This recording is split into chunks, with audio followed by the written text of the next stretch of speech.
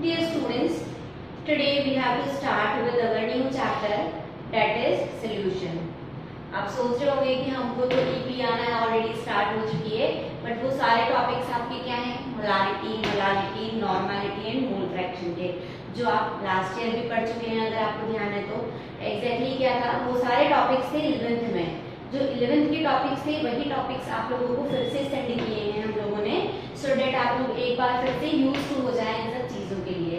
Actually जो chapter है solution, ये हम लोग बेसिकली स्टार्ट आज से कर रहे हैं, अपार्ट फ्रॉम इट मोलालिटी, क्योंकि मैं उसको फिर से आप लोगों को नहीं करवाने वाली हूँ। हम लोग ऑलरेडी उसको देख चुके हैं और मैंने आपको उसके सारे वीडियोस भी सेंड कर दिए हैं।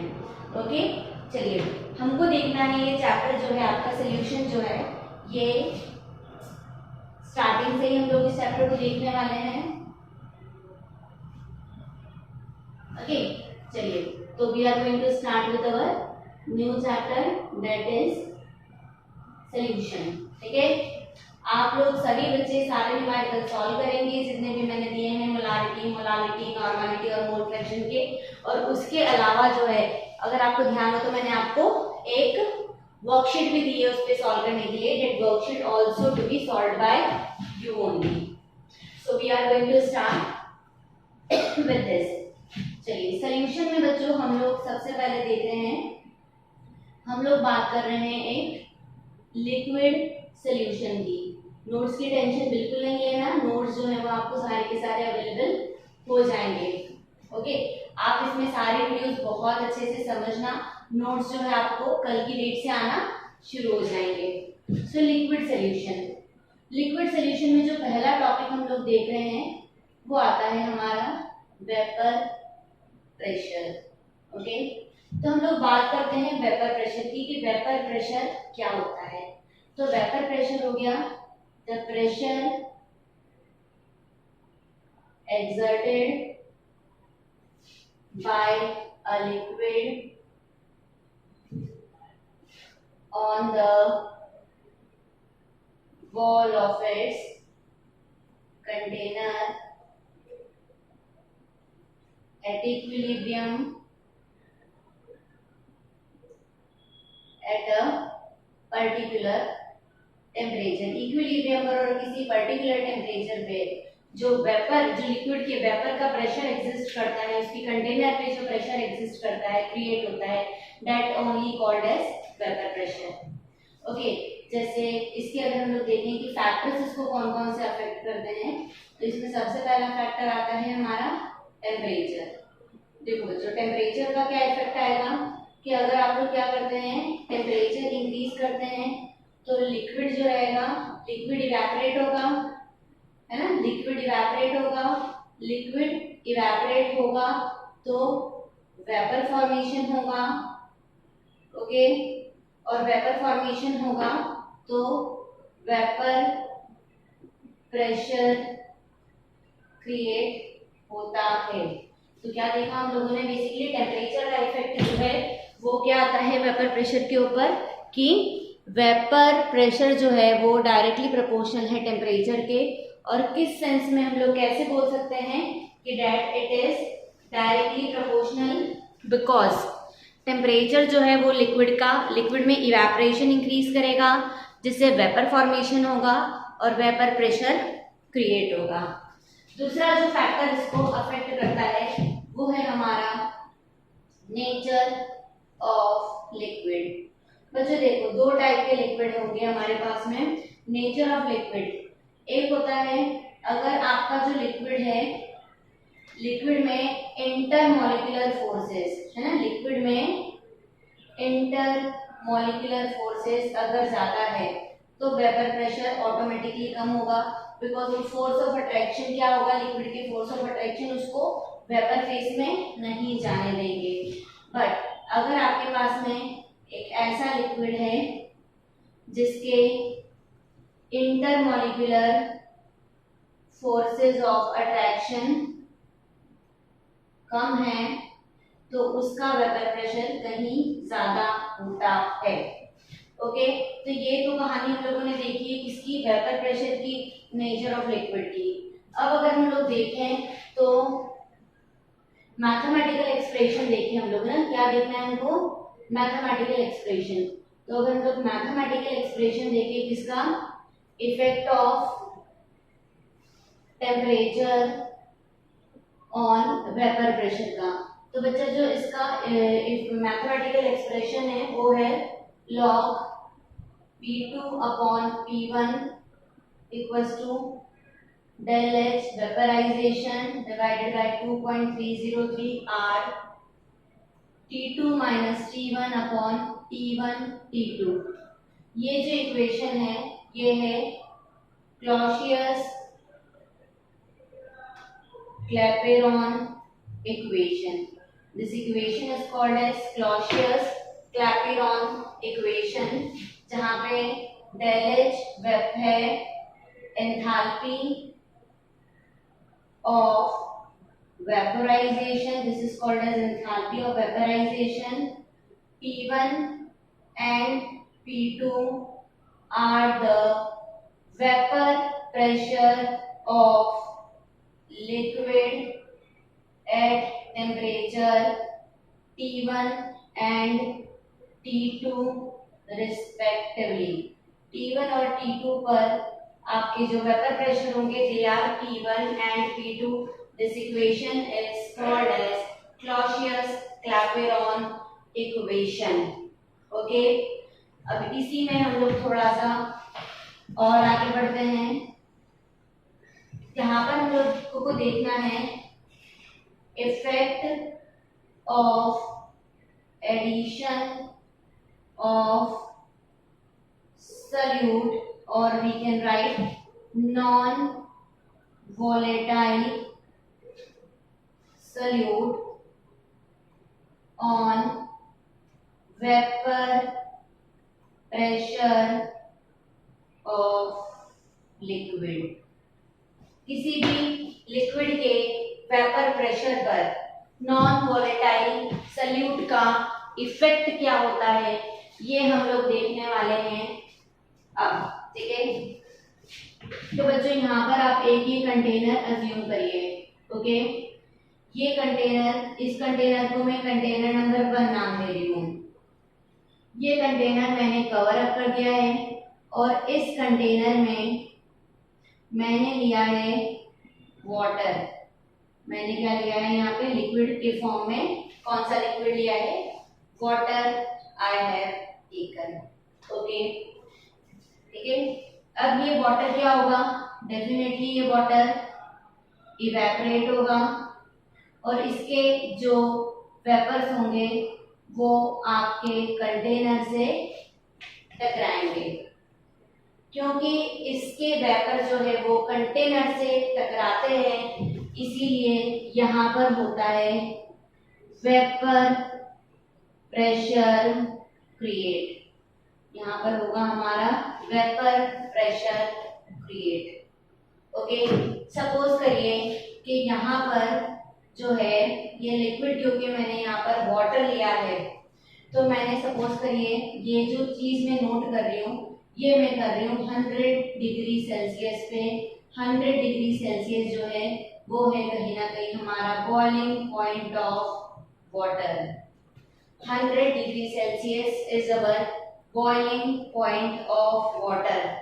बॉइलिंग पॉइंट को अगर मैं डिफाइन करूंगी तो उसको मैं कर सकती हूँ the temperature at which vapour pressure of liquid becomes equal to atmospheric pressure। जिस टेम्परेचर पे इस लिक्विड का वेपर प्रेशर, एटमॉस्फेरिक प्रेशर, हम अज्यूम कर लेते हैं कि हमारा एटमॉस्फेरिक प्रेशर 1 atm है। तो ये अगर वाटर है तो वाटर का 100 degree is the boiling point, मतलब 100 डिग्री सेल्सियस पे इसमें इतने वेपर प्रेशर बन जाएंगे कि जो कि एटमॉस्फेरिक प्रेशर के इक्वल में हो सकते हैं, ठीक है। तो यहाँ पर क्या हो जाएगा, इसीलिए ये लिक्विड जो है वो हमारा 100 डिग्री पर बॉईल होगा, ओके। इस कंटेनर नंबर 1 में बच्चों मैंने वाटर लिया था, मतलब I have taken pure solvent no solute I have taken children. Important thing क्या है, यहाँ पे मैंने कोई भी सॉल्यूट इसमें नहीं दिया है। सेकेंड कंटेनर ले लेते हैं हम लोग। एक और कंटेनर मैंने लिया है, this is called as container number 2। Okay, ये कंटेनर नंबर 2 है और इस कंटेनर नंबर 2 में आपके पास में है solvent plus non volatile solute.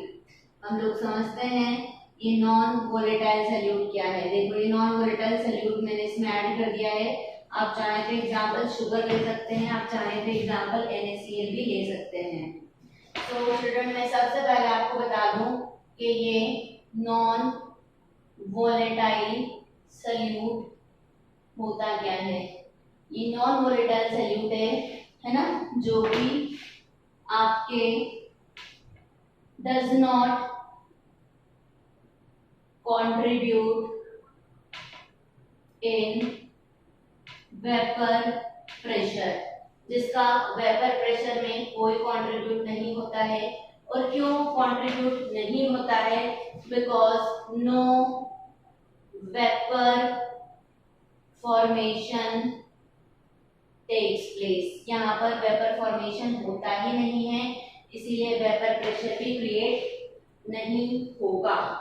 किस केस में, when we add non volatile solute in our pure solvent.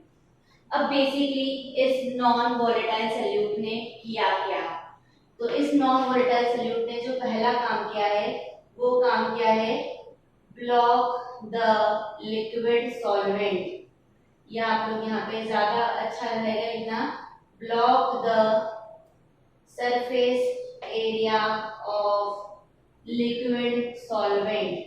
Liquid solvent के सरफेस एरिया को ब्लॉक किया है, और क्योंकि सरफेस एरिया अगर ब्लॉक हुआ है तो लेस वेपर फॉर्मेशन, यहाँ पर वेपर फॉर्मेशन कंपैरेटिवली कम होगा। ओके, तो जैसे आपके पास में ये प्योर सॉल्वेंट वाला कंटेनर था जो मैंने नाम दिया था कंटेनर नंबर 1, जिसमें था हमारा प्योर सॉल्वेंट। ओके, और हमारे पास में एक और कंटेनर है that is called as container number 2, जिसमें है solvent plus non volatile solute, जिसमें solvent plus non volatile solute है। ओके, क्योंकि आपका मैंने दोनों ही कंटेनर जो है मैंने इसको भी 100 डिग्री सेल्सियस पे रखा, इसको भी मैंने 100 डिग्री सेल्सियस पे रखा। मैंने दोनों के लिए ही एटमॉस्फेरिक प्रेशर 1 atm कंसीडर किया है। सो दोनों को मैं 100 डिग्री सेल्सियस पे रख रही हूँ। मैं ये बोलना चाह रही हूँ कि ये वाला जो कंटेनर है जिसमें प्योर सॉल्वेंट हमने लिया है वाटर, वो 100 डिग्री पर बॉईल हो जाएगा, because at 100 degree Celsius its vapor pressure becomes equal to atmospheric pressure. Okay, but container number 2 में क्योंकि आपका नॉन वोलेटाइल सॉल्यूट एडेड है, इसीलिए यहाँ पर क्या होगा, क्योंकि यहाँ पे लेस वेपर प्रेशर फॉर्मेशन है, वेपर ही कम बनने से वेपर प्रेशर भी कम ही बनेगा, क्योंकि इस केस में less amount of vapour pressure है, इसीलिए ये 100 डिग्री पर बॉईल नहीं होगा। क्यों नहीं होगा, because at 100 degree Celsius the vapour pressure of liquid does not becomes equal to atmospheric pressure. Atmospheric pressure के इक्वल में आपका वेपर प्रेशर होता ही नहीं है, बिकॉज 100 डिग्री सेल्सियस पे ये नॉन वोलेटाइल सॉल्यूट इसके वेपर फॉर्मेशन को अफेक्ट डेफिनेटली करता है, बिकॉज कहीं ना कहीं ये नॉन वोलेटाइल सॉल्यूट क्या कर रहा है, ये ब्लॉक कर रहा है आपके लिक्विड के सरफेस एरिया को। Got it? नाउ अब मैं चाहती हूं कि ये वेपर प्रेशर जो है, vapour pressure of liquid equal हो जाए एटमॉस्फेरिक प्रेशर के। तो मुझे यहाँ क्या करना पड़ेगा बच्चों? मुझे कहीं ना कहीं टेम्परेचर बढ़ाना पड़ेगा, because 100 degree celsius is not sufficient temperature to increase the vapour pressure. तो मैं क्या करूँ यहाँ पे? मैं यहाँ पर टेम्परेचर को इंक्रीज कर दूं। टेम्परेचर इंक्रीज होगा तो वेपर प्रेशर बढ़ेगा। वेपर प्रेशर अगर बढ़ेगा तो एक टाइम आएगा कि वेपर प्रेशर आपके एटमॉस्फेरिक प्रेशर के इक्वल में हो जाएगा और आपका ये जो लिक्विड है इट विल स्टार्ट बॉइलिंग। मतलब कि किसी भी नॉन वोलेटाइल सल्यूट को डालने पर लिक्विड का बॉइलिंग पॉइंट इंक्रीज होता है। ये तो एक पॉइंट है।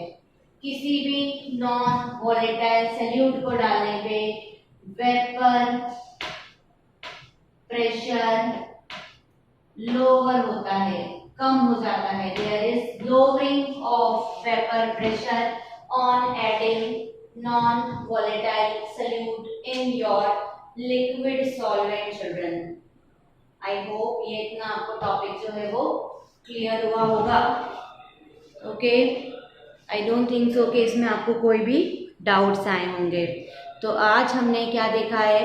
Vapour pressure we have seen. Okay, इसके बाद का जो है वो आपको नेक्स्ट वीडियो में मिलने वाला है। So be ready with that. Okay.